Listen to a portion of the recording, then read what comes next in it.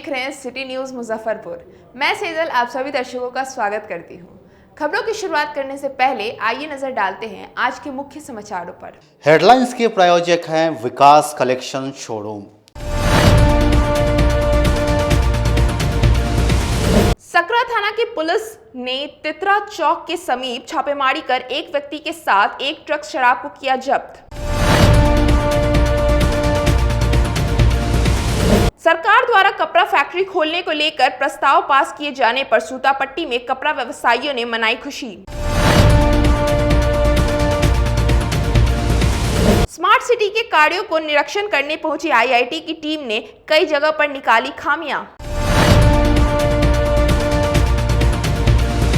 तो ये थी आज की मुख्य समाचार। अब खबरें विस्तार से। सकरा थाना की पुलिस ने तितरा चौक के समीप छापेमारी कर एक ट्रक शराब के साथ एक व्यक्ति को गिरफ्तार किया। जिले के सकरा थाना क्षेत्र स्थित तितरा चौक के समीप से पुलिस ने एक ट्रक शराब बरामद की है। बताया जा रहा है कि मौके से एक व्यक्ति को गिरफ्तार भी किया गया है। पुलिस उससे पूछताछ कर रही है। वहीं ट्रक को जब्त कर लिया गया है। ट्रक हरियाणा नंबर बताया जा रहा है। वहीं जब्त शराब की कीमत करीब 30 लाख आंकी जा रही है। फिलहाल पुलिस शराब की गिनती कर रही है, साथ ही गिरफ्तार आरोपी से पूछताछ कर रही है ताकि पता चल सके कि शराब की खेप कहां पहुंचानी थी, जिससे अन्य धंधेबाजों को पकड़ा जा सके। जानकारी के अनुसार सकरा पुलिस को गुप्त सूचना मिली थी कि शराब की खेप इलाके से गुजरने वाली है। सूचना के आधार पर थानेदार सरोज कुमार ने टीम गठित किया। इसके बाद इलाके में छापेमारी की गई। इस दौरान एक ट्रक शराब पकड़ा गया। वहीं पुलिस को देखकर भागने की कोशिश कर रहे एक व्यक्ति को खदेड़कर पकड़ा गया। पुलिस उससे नाम पते का सत्यापन कर रही है ताकि आगे की कार्रवाई की जा सके। इधर मामले में थानेदार सरोज कुमार ने बताया कि गुप्त सूचना के आधार पर कार्रवाई की गई है। शराब की गिनती की जा रही है। उन्होंने बताया कि मौके से एक को गिरफ्तार भी किया गया है। उससे पूछताछ की जा रही है। पूछताछ के बाद आगे की कार्रवाई की जाएगी। साथ ही अन्य धंधेबाजों को चिन्हित किया जा रहा है। सामने एक शराब अनलोडिंग हो रहा है। सूचना के आधार पर टीएफ की टीम हम लोगों ने वहाँ पर रेड किया। रेड करते हुए कुछ लोग वहाँ से भागे। एक आदमी पकड़ाया भी, उसने सजाई बहुत छापामारी चल रही है। तकरीबन कितने का शराब जब्त? 20 लाख के आसपास की शराब हो। गिरफ्तारी कितनी है सर? गिरफ्तारी अभी एक और गिरफ्तारी हो रही है। कारोबारी को चिन्हित कर लिया गया? हाँ, कारोबारी चिन्हित कर लिया। सरकार द्वारा कपड़ा फैक्ट्री के लिए दिए गए प्रस्ताव पास किए जाने पर सूतापट्टी के कपड़ा व्यवसायियों ने खुशी मनाई। बिहार सरकार के लघु उद्योग मंत्री शहनवाज हुसैन ने मुजफ्फरपुर में कपड़ा फैक्ट्री के लिए बनाए गए अपने प्रस्ताव को मुख्यमंत्री से पास करवा लिया है। मुजफ्फरपुर में ही उद्योगपति कपड़ा फैक्ट्री लगा सकेंगे। इसके लिए सरकार की तरफ से उन्हें 10 करोड़ रुपए अनुदान दिया जाएगा। उद्यमी चाहे तो छोटा या बड़ा कपड़े की फैक्ट्री खोल सकते हैं। इसके लिए सरकार उसे मदद करेगी। इसकी सूचना जैसे ही मुजफ्फरपुर के कपड़ा व्यवसायियों को मिली, उनमें खुशी की लहर दौड़ गई। आज बिहार टेक्सटाइल संघ ने सूतापट्टी में फुलझड़ी जलाकर मिठाइयां बांटकर खुशी मनाई। इस दौरान व्यवसायियों ने नरेंद्र मोदी, शहनवाज हुसैन, नीतीश कुमार जिंदाबाद के नारे भी लगाए। व्यवसायी संघ के नेता ने कहा कि यह बिहार सरकार की बहुत अच्छी पहल है। अगर मुजफ्फरपुर में ही कपड़े की फैक्ट्री लगती है तो उसका उत्पादन शुरू होता है तो हम लोगों को दूसरे प्रदेश से कपड़ा लाना नहीं पड़ेगा। कपड़े लाने में जो किराया लगता है उसकी बचत होगी और कपड़े की कीमत भी सस्ता होगा। हमारे मुजफ्फरपुर, खासकर हमारी सूतापट्टी मंडी के लिए ये गर्व की बात है कि बिहार में कपड़ा उद्योग लगने जा रहा है। एक फैक्ट्री से कई फैक्ट्री आएंगी। बाहर के राज्यों से भी निवेशकों का आने का मन करेगा। ये हमारे लिए गर्व की बात है। नरेंद्र मोदी जी, हमारे उद्योग मंत्री शहनवाज हुसैन जी का हम आभार प्रकट करते हैं इस नेक कार्य के लिए। माननीय मुख्यमंत्री जी का अति आभार करते हैं कि उन्होंने ऐसी सुविधा दी कि भारत सरकार ने एक मौका हमें दिया है और यह सुनहरा मौका हमारे लिए बन के आवे, यही कामना करते हैं। वहीं वार्ड पार्षद केपी पप्पू ने कहा कि उद्योग मंत्री शहनवाज हुसैन ने जैसे ही फोन कर हम लोगों को यह सूचना दी कि अब मुजफ्फरपुर में ही कपड़े का उत्पादन होगा, हम लोगों में खुशी की लहर दौड़ गई। हमारे माननीय मंत्री सैयद शहनवाज हुसैन जी ने 12 बज के कुछ मिनट पे सूचना दिया कि पप्पू जी जो आप लोगों का ख्वाब था कि कपड़े का मिल यहाँ लगाया जाए, उसके लिए मैंने बहुत प्रयासरत था। आज माननीय मुख्यमंत्री जी ने कितना खुश होकर के इन्होंने पास किया है कि ये बहुत बड़ी उपलब्धि होगी बिहार के लिए कि बिहार का कोई आदमी अब बाहर नहीं जाए। कल हम लोगों ने दरभंगा में जब कार्यक्रम में गए हुए थे उद्यमी का, उसमें 480 लोगों को 10 लाख रुपया के हिसाब से सबको दिया गया है। उसमें महिलाओं को ज्यादा दिया गया है, इसलिए कि वो भविष्य में कोई काम करेंगे, उनके 10 लाख में 10 आदमी का रोजगार मिलेगा, 1 लाख में 1 आदमी का पेट चलेगा। ये बहुत बड़ी बात है। आज 10 करोड़ रुपया हर कपड़ा मिल चलाने वाले को सरकार फ्री में अनुदान दे रही है। ये आज से लागू हो चुका है। अब फैक्ट्री जहाँ पे भी जमीन है, जहाँ पे जो उसका प्रक्रिया होती है, वो प्रक्रिया के लिए चालू होगा काम, और एकल खिड़की में ये काम होने जा रहा है। मुजफ्फरपुर की बेटी अपनी ही शादी का परिवार वालों से विरोध कर घर से निकली और आज पूरी दुनिया में अलग पहचान बना डाली। एक छोटे से परिवार में जन्मी एक लड़की जिसके मैट्रिक पास करते ही परिवार के लोग शादी करा देना चाहते हो, लेकिन लड़की चाहती है कि वह पढ़ लिख कर अपना मुकाम पाए। परिवार के विरोध के बावजूद लड़की अपने दम पर बेंगलुरु और पुणे से उच्च शिक्षा ग्रहण करती है। इसके बाद अपने पैरों पर खड़ी होती है और फिर दूसरों के लिए प्रेरणा बनती है। इतना ही नहीं, उसके कार्यों के कारण उसे विश्व स्तर पर iconic women of the year सम्मान से नवाजा जाता है। यह कहानी किसी फिल्म की पटकथा नहीं, मुजफ्फरपुर शहर की बेला निवासी रेणु पासवान की जीवन संघर्ष और उनके हौसलों की कहानी है। भाई बहन में सबसे बड़ी बहन रेणु ने परिवार को संभालते हुए अपनी मेहनत और हौसलों से न केवल अपनी मंजिल पाई, बल्कि अपने मोटिवेशनल पुस्तकों और व्याख्यान से देश विदेश की अनगिनत युवक और युवतियों को मंजिल दिखा रही है। रेणु की अब तक live to inspire, the new you unlocked और an illustration guide to sustainable development and goals पुस्तकें प्रकाशित हो चुकी है। रेणु लैंगिक समानता और आधुनिक समाज में महिलाओं की स्थिति पर काम कर रही हैं। देश विदेश में इन्हें मोटिवेशनल स्पीकर के तौर पर बुलाया जाता है। व्यक्तियों के उत्थान में उनके अनुकरणीय योगदान के लिए रेणु को कई अन्य पुरस्कार भी मिले हैं, जिनमें 2019 में इंग्लैंड में आयोजित एक समारोह में आइकॉनिक वुमेन ऑफ ईयर सम्मान से नवाजा गया। इसके अलावा women of substance, India's achievers, she the change जैसे कई अवार्ड मिल चुके हैं। रेणु पासवान अपनी पुस्तकों और व्याख्यान से युवतियों, महिलाओं और कुछ करने का मन रखने वाली युवाओं को मंजिल पाने का जज्बा भर रही हैं। रेणु कहती हैं, माता पिता के दबाव में मैट्रिक उत्तीर्ण करने के बाद शादी कर लेती तो दूसरों के लिए प्रेरणा नहीं बनती। मैट्रिक के बाद उच्च शिक्षा ग्रहण करने तक कई चुनौतियों का सामना करना पड़ा। परिवार की बड़ी बेटी होने के कारण बहन और भाइयों की जिम्मेवारी भी थी। इसके बावजूद हार नहीं मानी, एक कंपनी में नौकरी की, लेकिन अपनी पुस्तकों से हमेशा दूसरों को आगे बढ़ने के लिए प्रेरित करती रही। मोटिवेशनल पुस्तकों का दौर जारी है। समाज में लैंगिक भेदभाव नहीं हो, इसके लिए काम कर रही हूँ। रेणु कहती है, समाज को बदलने की जिद लेकर चली हूँ, आजीवन इसके लिए कार्य करती रहूँगी। की शुरुआत में बोलूँगी, बचपन से ही मैं बहुत एम्बिशियस रही हूँ और जैसे कि मतलब जिस समाज से मैं आती हूँ और वहाँ पे बहुत ऊंचे घराने के भी लोग थे, कहीं ना कहीं मुझे उनको देख के लगता था कि कुछ तो इनडिफरेंसेस हैं हमारे में और उनके में। कभी कभी लोगों ने मतलब कमेंट्स भी ऐसे किए थे कि तुम लोग कभी कुछ नहीं बन सकते हो। तो वो कमेंट को मैंने कभी नेगेटिव नहीं लिया, उसको मैंने बहुत पॉजिटिवली लिया कि मैं कुछ कर सकती हूँ। मैंने हमेशा से वो धारणा बनाई रखी है कि मैं कुछ कर सकती हूँ। और इसी क्रम में मेरे अपने घर में भी मम्मी पापा को जब से इन्फ्लुएंस किया कि हमें पढ़ने का मौका दो, मुझे भी मेरी बहन को भी, तब से उन्होंने मुझे सपोर्ट किया। और सपोर्ट करते करते मैं अपने आइडियल्स बचपन से ही, जैसे मैंने बताया कि मैं इंदिरा गांधी जी को अपना आइडियल मानती थी उस समय और अभी भी हैं। और जितने भी वुमेन एंटरप्रेन्योर्स और वुमेन लीडर्स थे उस टाइम पे, मेरे ऑलमोस्ट 20 साल पहले की मैं बात कर रही हूँ, तो उनको जब देखती थी तो मुझे लगता था कि मतलब इन्होंने ऐसा क्या किया है जो मैं नहीं कर सकती। तो वो उसको ऑब्जर्व किया, मैंने उसको स्टडी किया, उनके माइंड्स को स्टडी किया और मुझे पता चला कि वो लोग क्या करते हैं जो मैं भी कर सकती हूँ। और उनकी अच्छी चीज़ों को मैंने भी ऑब्जर्व करके उस पे काम करना चालू किया।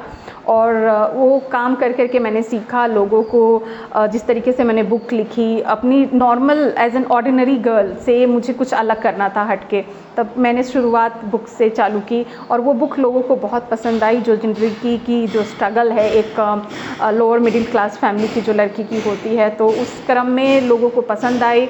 और तब से ही ऐसा हुआ कि 2019 में मुझे लंदन में बुलाया गया था world economic forum and women economic forum पे। वहाँ पे नॉमिनेशंस भी हुए थे यंग ग्लोबल लीडर के लिए।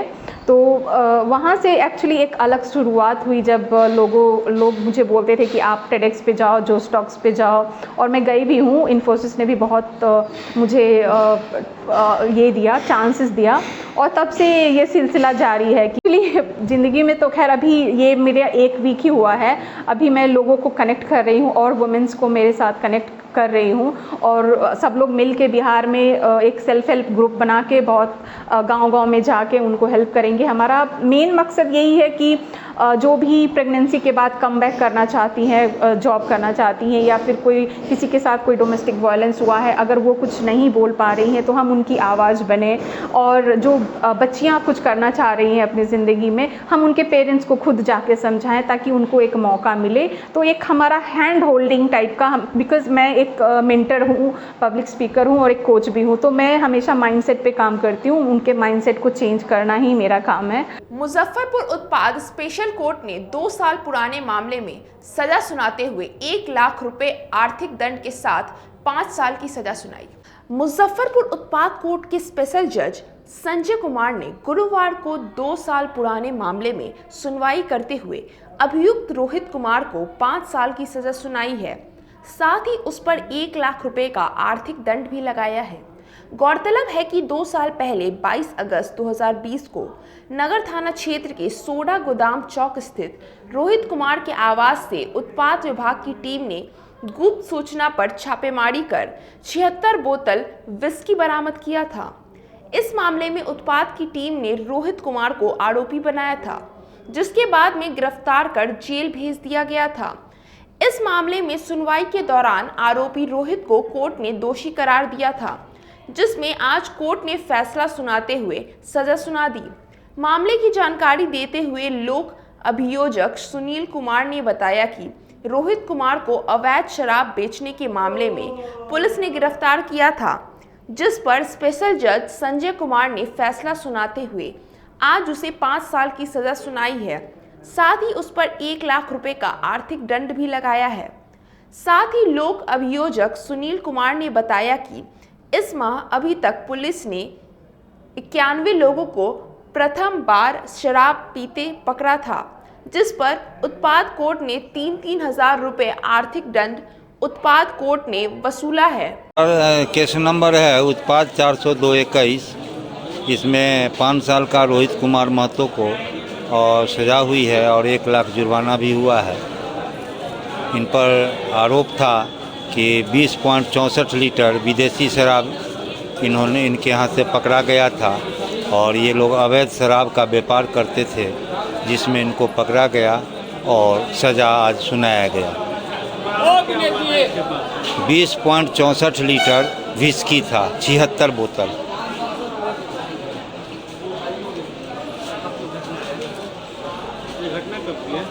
ये घटना 20 की है, 2020 की।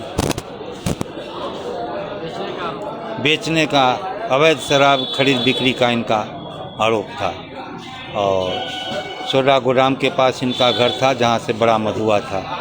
खबरा स्थित निजी होटल के सभागार में कृषि विभाग के द्वारा जिला स्तरीय खरीफ कार्यशाला का आयोजन किया गया। कृषि विभाग के द्वारा गुरुवार को खबरा स्थित निजी होटल के सभागार में जिला स्तरीय खरीफ कार्यशाला का आयोजन किया गया। कार्यशाला का शुभारंभ जिलाधिकारी प्रणव कुमार, जिला कृषि पदाधिकारी और लीची अनुसंधान केंद्र के डायरेक्टर शेषधर पांडे ने संयुक्त रूप से दीप जलाकर किया। इस अवसर पर जिले के किसानों को खरीफ फसल उत्पादन, कृषि तकनीक, कृषि समस्याओं और उसके निदान के बारे में बताया गया। मौके पर जिला कृषि पदाधिकारी शिलाजीत सिंह ने बताया कि आधुनिक कृषि तकनीक का उपयोग कर किसान बेहतर खेती कर सकते हैं। उन्होंने कहा कि किसानों को समय पर खाद बीज उपलब्ध रहेगा, इसके साथ बैंकों द्वारा केसीसी उपलब्ध कराया जाएगा। उन्होंने ज़्यादा से ज़्यादा किसानों को केसीसी ऋण उपलब्ध कराने और केसीसी ऋण देने में नियमों में ढील देने की बात कही। साथ ही उन्होंने कहा कि श्री विधि से धान की खेती बेहतर होती है। पदाधिकारी महोदय के द्वारा राज्य से हमारे नोडल अफसर director soil conservation doctor Venkatesh Narayan Singh ji आए थे, संयुक्त कृषि निदेशक थे, और पूरे हमारे जिले की पूरी टीम, आपका निदेशक लीची अनुसंधान के पांडे जी भी हैं, और पूरा जिला प्रखंड पंचायत के मेरे पदाधिकारी कर्मी भी हैं। तो हम लोगों ने खरीफ अभियान के अंतर्गत जो हमारा अभी कार्यक्रम है कृषि का, उद्यान का, पौधा संरक्षण का, मिट्टी का, इस पर भी हम लोग चर्चा, समीक्षा और टारगेट दे करके पंचायत प्रखंड स्तर के कर्मियों को मजबूत कर रहे हैं। कल से मेरा प्रखंड स्तर का कार्यक्रम प्रारंभ होने वाला है। अब वक्त हो चला एक छोटे से ब्रेक का। बने रहिए हमारे साथ सिटी न्यूज़ मुजफ्फरपुर। कहते हैं कि मंजिल उन्हीं को मिलती है जिनके सपनों में जान होती है। पंखों से कुछ नहीं होता, हौसलों से उड़ान होती है। तो अगर आप में भी है जज्बा कुछ कर दिखाने का, अगर आपके अंदर भी है एक जीनियस, अगर आप भी छूना चाहते हैं आसमान की ऊंचाइयों को, क्रैक करना चाहते हैं IIT JEE, AIIMS, NEET, NTSC, KVPY या फिर ओलंपियाड, तो आपके हौसलों को उड़ान देने के लिए है जीनियस क्लासेस। जी हाँ, सही सुना आपने, Genius Classes for IIT JEE, AIIMS, NEET, NTSC, KVPY, olympiad for 8th, 9th, 10th, 11th, 12th and target. अपने बेहतरीन सक्सेस रिकॉर्ड के साथ सफलता की नई ऊंचाइयां गढ़ रहा है जीनियस क्लासेस। तो my dear students, 8th, 9th, 10th, 11th, 12th and target के लिए नए बैचेस शुरू होने वाले हैं जीनियस क्लासेस में, जहां है separate hostel for boys and girls. जल्दी से पता नोट करें, Genius Classes, study centre, Pankaj market, Saraiyaganj, Muzaffarpur. अधिक जानकारी के लिए कॉल करें 7635091378 या फिर 7635091387 या फिर आप कॉल कर सकते हैं 7635091396 या 9006911690 पर या फिर 9128482268। Genius Classes. For more information, visit our website www.geniusclasses.in or email us on info@geniusclasses.in. Registrations are open and new batches are starting soon. Rush to Genius Classes, Study Center, Pankaj Market, Saraiyaganj, Muzaffarpur. अपने सपनों के आशिया को दे एक नई पहचान माँ Bhavani decor private limited के साथ, जो है ऑथराइज्ड डिस्ट्रीब्यूटर ऑफ कजारिया। देश की मिट्टी से बनी टाइल से देश को बनाते हैं, और जहां मिलती है सभी प्रकार के Indian and imported granite, marble, sanitary एवं कोटा स्टोन का अनोखा एवं आकर्षक संग्रह। माँ भवानी डेकोर प्राइवेट लिमिटेड मतलब a complete floor solutions. New 0 mile Dadar road, Muzaffarpur. Call 9934753111। छोटी सरैयागंज में उत्तर बिहार का पहला मिल्क मैजिक एक्सक्लूसिव शोरूम खुल गया है। हमारे यहाँ घी, दही, बटर, पनीर, खोया और चीज मेयोनीज के साथ काला जामुन तथा रसमलाई मिलती है, वो भी बाजार से सस्ते कीमतों पर। साथ ही सभी विशेष छूट भी दी जाती है। इसके अलावे इस शोरूम में बीकाजी के सभी प्रोडक्ट भी रखे गए हैं, तो एक बार इस शोरूम में जरूर पधारें। मुजफ्फरपुर में पहला नॉर्थ बिहार का एक्सक्लूसिव शोरूम मिल्क मैजिक का शुभारंभ होने जा रहा है, और यहाँ आपको मिल्क से संबंधित सारे प्रोडक्ट जो भी बाजार में हैं उनसे आपको कम रेटों पर यहाँ उपलब्ध है। और सालों भर यहाँ लगभग कंपनी के आउटलेट में कुछ न कुछ कंज्यूमर स्कीम चलता रहेगा, और एक बार जरूर सेवा का मौका दें। और इसके साथ साथ बीकाजी का भी एक्सक्लूसिव पीछे शोरूम हम लोग किए हैं, जिसमें आपको एक्सक्लूसिव रेटों पर उपलब्ध रहेगा।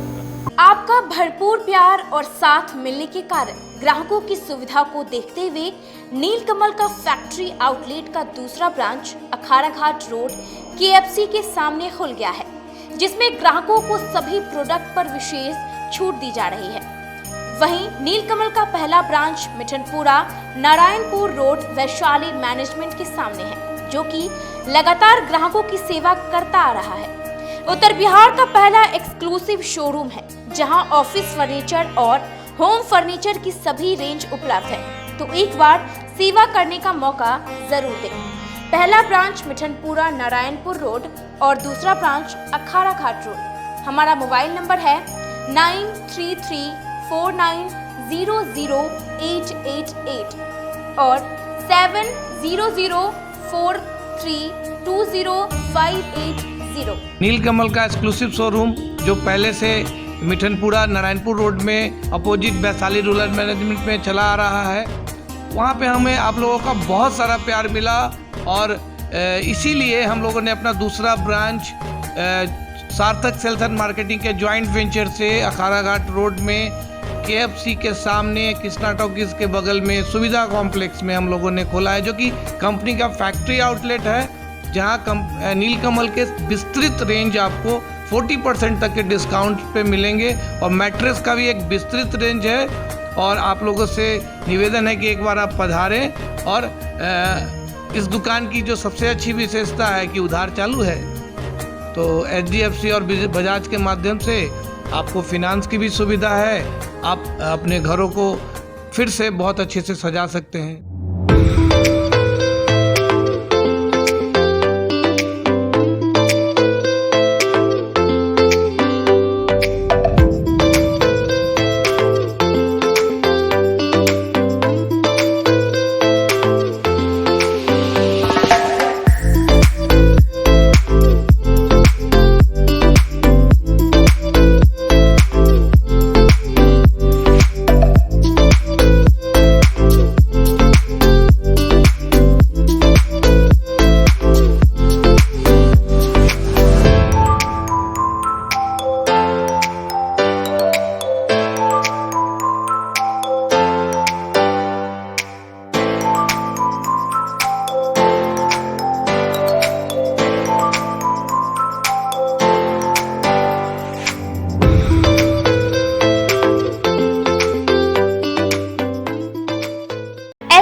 International School. If you want to give your child a strong foundation, the school of your dream. Play to 10th based on CBSE curriculum. हमारे यहाँ अनुभवी एवं प्रशिक्षित शिक्षकों द्वारा बच्चों के देखभाल के साथ स्मार्ट क्लास द्वारा शिक्षण की सुविधा है। कक्षा 1 से 10 तक कंप्यूटर की मुफ्त शिक्षा के अलावे छात्र एवं छात्राओं के संगीत तथा नृत्य की शिक्षा की भी व्यवस्था है। पूरा स्कूल CCTV कैमरे से लैस है। स्कूल में बच्चों का नामांकन फ्री किया गया है। हमारे यहाँ अपने बच्चों के उज्जवल भविष्य के लिए जरूर पधारें। हमारा पता है बांध road, Shekhpur, Akhara Ghat, Muzaffarpur. Our contact number is 8757652616 and 9955132616। हमारे स्कूल का कुछ मेन फीचर्स है, जैसे बच्चों की देखभाल करना। हमारे यहाँ पुस्तकालय वगैरह की पूरी अच्छे तरीके से व्यवस्था है। क्लासरूम सारा बना हुआ है। CCTV कैमरे से हमारा क्लासरूम डेकोरेटेड है। सिक्योरिटी के भी विजन से हमारा क्लासरूम बहुत प्रोटेक्टेड है। हमारे यहाँ जो भी शिक्षक शिक्षिकाएँ आई हैं पढ़ाने के लिए, वो काफ़ी वेल एडुकेटेड हैं और वेल वर्स्ड भी हैं। हमारा विद्यालय भी चारों तरफ से बना हुआ है। हमारे यहाँ लैब बहुत अच्छे से बना हुआ है। कंप्यूटर की फ्री शिक्षा हम इस बार इसको दे रहे हैं। हमारे यहाँ नामांकन प्रारंभ है। फैशन की दुनिया में कदम से कदम मिलाकर चलना चाहते हैं, वो भी कम बजट में, तो एक बार जरूर जाएं मोती झील पूजा बाजार स्थित विकास कलेक्शन शोरूम में। यहाँ रेमन, पार्क, US पोलो, मुफ्ती शर्ट, ब्लैकबेरी के एक्सक्लूसिव रेंज उपलब्ध हैं। इसके अलावा सियाराम के कोट पैंट, ब्लेजर और शेरवानी भी उपलब्ध है। सभी ब्रांड में 1 पीस के खरीद पर 20% तथा 2 पीस के खरीद पर 30% की विशेष छूट दी गई है। तो हमारे यहाँ एक बार अवश्य पधारें। हमारा पता है विकास कलेक्शन BB कॉलेजिएट स्कूल के अपोजिट पूजा बाजार, मोती झील।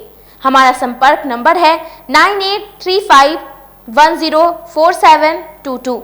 हाँ, पहले आप लोग का नमस्कार। मेरे यहाँ विकास गारमेंट जो पूजा मार्केट मोती झील में है, लगन के शुभ अवसर के लिए कोट पैंट, ब्लेजर, विंटर के जैकेट, स्वेटर, मतलब सब चीज़ें, शेरवानी, अंडर गारमेंट, सारे चीज सब ब्रांड में, टी शर्ट भी सब वो है। और राउंड में टी शर्ट है, गोल गला में टी शर्ट है, सभी तरह का ब्रांड है। और सबसे अच्छा ये है कि हम कर देते रहते हैं। अभी मोस्टली सावित्री, चमकी यानी दिमागी बुखार के बारे में जानती है? सुने तो है, पर भैया इस बीमारी से बचा कैसे जाए?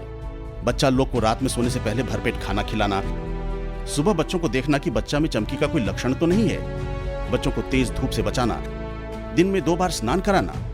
और कुछ?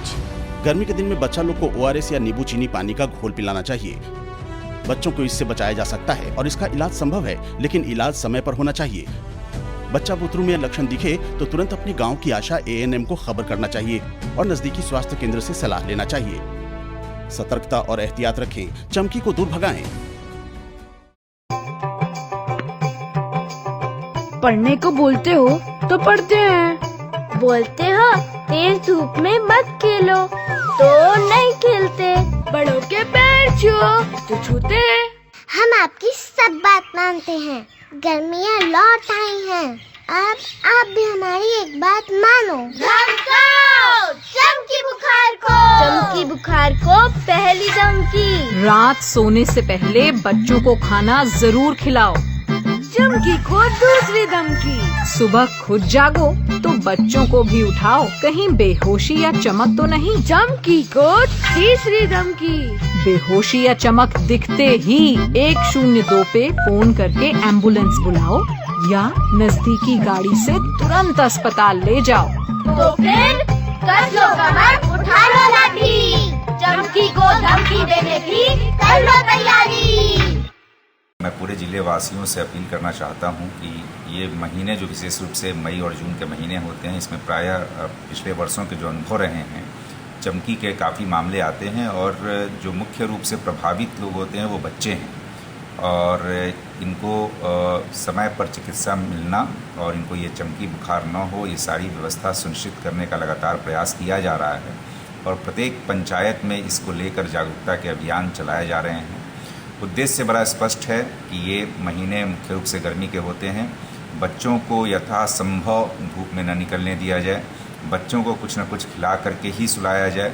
बच्चों को सुबह यदि जगने में लेट होता है तो तुरंत उसको देखना चाहिए कि बच्चे हमारे क्यों नहीं जग रहे हैं और यदि थोड़ा सा भी संदेह होता है कि बच्चों को कोई बुखार या चमकी के लक्षण या हाथ पैर में ऐंठन या कोई भी ऐसी स्थिति जो कि साधारण नहीं है, सामान्य नहीं है, तो पेरेंट्स को तुरंत ध्यान देना है और नज़दीकी प्राथमिक स्वास्थ्य केंद्र पर बिना समय जाया किए हुए ले जाना है। मैं एक बार पुनः आपको बताना चाहूँगा कि बिना समय जाया किए हुए, क्योंकि इसमें हम लोगों ने पाया है कि वैसे बच्चों में जिसमें चमकी बुखार के लक्षण पाए गए, यदि उनको ससमय हम लोगों ने प्राथमिक स्वास्थ्य केंद्र पर ला करके चिकित्सा दी है तो उनको अच्छी तरीके से बचाया जा सकता है। आवश्यकता होने पर उनको मेडिकल कॉलेज भेजा जाता है और नहीं तो प्राथमिक स्वास्थ्य केंद्र पर ही उनकी प्राथमिक चिकित्सा करके उन्हें ठीक कर दिया जाता है। तो यह आवश्यक है कि यदि कोई भी इस तरह के लक्षण मिलें तो तुरंत हम लोग नज़दीकी स्वास्थ्य केंद्र पर संपर्क करें। दूसरी बात यह है कि यह मामला आने ही नहीं दें और इसके लिए आवश्यक है, जैसा मैंने बताया, कि बच्चों को धूप में न निकलने दिया जाए, सड़ी गली या हवा में खुली हुई खाद्य सामग्री से परहेज किया जाए, रात में निश्चित रूप से कुछ खिलाकर सुलाया जाए, यथासंभव मीठा खिला करके सुलाया जाए और यह प्रयास किया जाए कि बच्चे गर्मी से दूर रहें। इसके बावजूद हम लोग पूरी तरह से तैयार हैं और सारी चिकित्सा व्यवस्था जो हमारी है, सभी लोगों को पूरी ट्रेनिंग दी जा चुकी है, सभी लोग तत्पर हैं। हर एक गांव में हमारे पदाधिकारी जा रहे हैं और लोगों को जागरूक करने का प्रयास कर रहे हैं। आप सभी लोगों के पास अपने नज़दीकी स्वास्थ्य केंद्र का, ANM दीदी का, आंगनबाड़ी सेविका का और आशा दीदी का नंबर आपके पास रहना चाहिए कि यदि आवश्यकता हो तो आप तुरंत संपर्क कर सकें। सरकार के स्तर पर यदि आप यह भी सुविधा दी गई है कि यदि आप किसी भी वाहन से अपने प्राथमिक स्वास्थ्य केंद्र पर आते हैं तो उस वाहन की राशि सरकार के द्वारा प्रतिपूर्ति की जाएगी। तो एक बार मैं पुनः अपील करना चाहता हूं कि चमकी बुखार को दूर भगाना है, मुजफ्फरपुर को इससे बचाना है और इसके लिए आप सभी का सहयोग, सभी की जागरूकता आवश्यक है।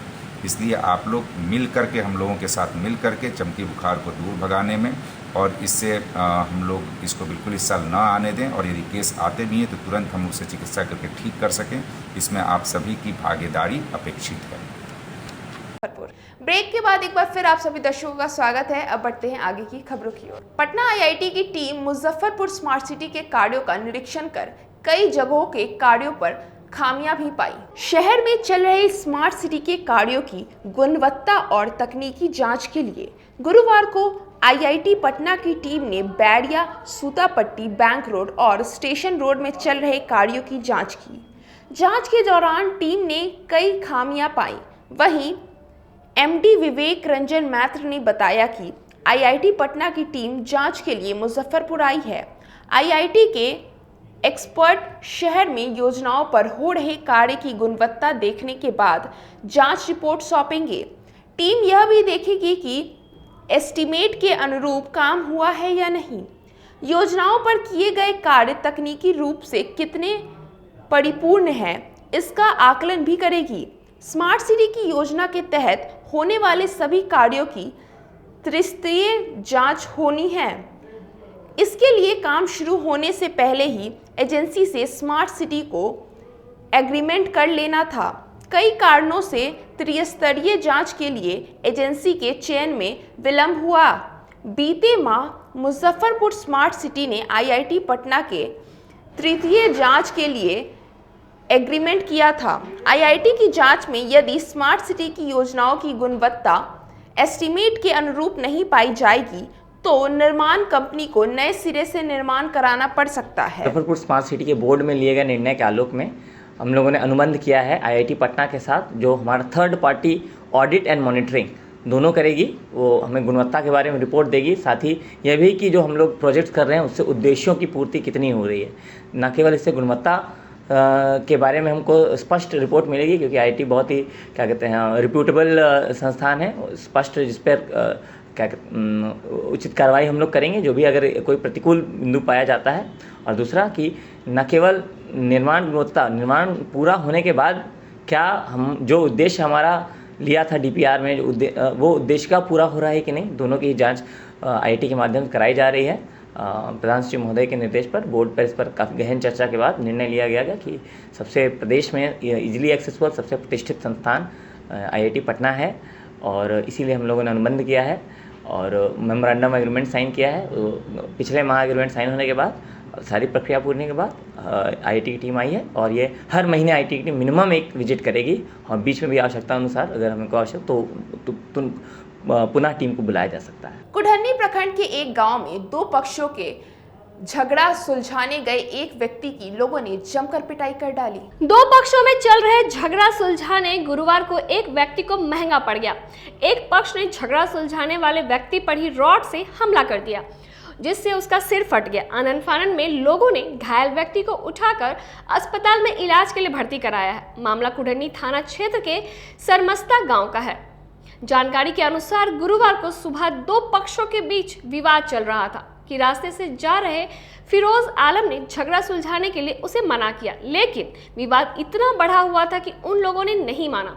एक पक्ष के लोगों ने फिरोज आलम पर रॉड से हमला कर दिया, जिससे वह बुरी तरह घायल हो गया। वहां मौजूद लोगों ने उसे उठाकर सदर अस्पताल में इलाज के लिए भर्ती कराया, जहां उसकी हालत गंभीर बनी हुई है। दरवाजे पर हो रहा था, वो सब झगड़ा झंझट हो रहा था, तो हम निकले। उसमें हमारा भी उसी जगह है,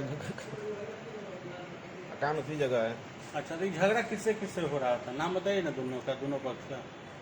वो जुनैद आलम से हो रहा था, और उसी का बेटा सब था।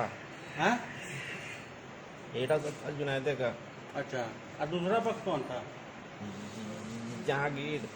अच्छा, उसी का पूरा बेटा बेटी सब था। हम उसी में आ रहे थे, हमारा भी उसी जगह घर है। हम कोई झंझट झगड़ा नहीं करो। जहांगीर के हाथ रॉड थे, रॉड हमारे पर चला दिया। मतलब आप झगड़ा छुड़ाने गए थे? छुड़ाने भी नहीं गए, तो रोडे पर थे। आप मतलब घर से निकल रहे थे? रास्ते पर थे, उसी जगह घर है ये है। अच्छा, तो सब पानी गिरा हुआ था? हाँ, रास्ते पर गिरा हुआ था पानी। आप पानी के लिए बोले हैं कि दोनों का झगड़ा हो रहा था, उसको समझाएं? हम कहें कि यार झगड़ा झंझट नहीं करो, दोनों आदमी हट जाओ। रॉड लिया हुआ था, मेरे पर चला दिया, हम गिर गए। फिर उसके बाद हुआ क्या से नहीं पता। यहाँ तक कैसे आए हैं? है आदमी ने लाया है। क्या नाम हुआ आपका? रोज आलम। विश्वविद्यालय इंग्लिश विभाग की ओर से सीनेट हॉल में 2 दिवसीय सेमिनार का आयोजन किया गया। विश्वविद्यालय के इंग्लिश विभाग की तरफ से आयोजित 2 दिवसीय राष्ट्रीय सेमिनार आज विश्वविद्यालय के सीनेट हॉल में संपन्न हो गई। सेमिनार का विषय था प्रकृति और पर्यावरण। सेमिनार की शुरुआत दीप प्रज्वलित कर की गई। इस अवसर पर सेमिनार को संबोधित करते हुए मुख्य अतिथि बनारस विश्वविद्यालय की प्रोफेसर डॉक्टर लता दुबे ने कहा कि आज हम लोगों को पर्यावरण और प्रकृति दोनों बचाने की जरूरत है। आज पूरे देश में पेड़ बेतहाशा काटे जा रहे हैं। कंक्रीट से सड़क और घर का निर्माण किया जा रहा है। जिसका असर हमारे प्रकृति पर और पर्यावरण पर पड़ रहा है। हम लोगों को आने वाले समय से लड़ने के लिए एकजुट होना होगा और यह वचन लेना होगा कि बिना जरूरत मकान व सड़क निर्माण में कंक्रीट का इस्तेमाल नहीं करेंगे, साथ ही पेड़ों को नहीं काटेंगे, तभी हमारा पर्यावरण सुरक्षित रह पाएगा। प्रकृति के साथ छेड़छाड़ से ही पर्यावरण में बदलाव हुआ है और हम लोग देखते हैं कि अप्रैल के महीने में बारिश होती है और बरसात के मौसम में गर्मी और गर्मी के मौसम में ठंडा पड़ता है, जो हम लोगों के वजह से हुआ है। An approach to nature and environment in poetics, in poetry. पर्यावरण, प्रकृति और पर्यावरण पर ये सेमिनार है। ये दो दिवसीय नेशनल सेमिनार है और ये 2 जगह हुआ। पहला दिन SRPS कॉलेज जैतपुर में हुआ, जो उद्घाटन सत्र था, और आज अंग्रेजी विश्वविद्यालय के अंग्रेजी विभाग द्वारा ये सीनेट हॉल में जो इसका आयोजन किया गया है, ये वैलेडिक्टरी सेशन है, ये विदाई समारोह है। इसमें हमारे मुख्य अतिथि बनारस हिंदू यूनिवर्सिटी की एक वरिष्ठ शिक्षिका, एक प्रोफेसर डॉक्टर लता दुबे, वो आई हुई हैं। और आज सुबह 8 बजे से लेकर अंग्रेजी विभाग में टेक्निकल सेशन हुआ, जो आपको 12:30 बजे तक चला।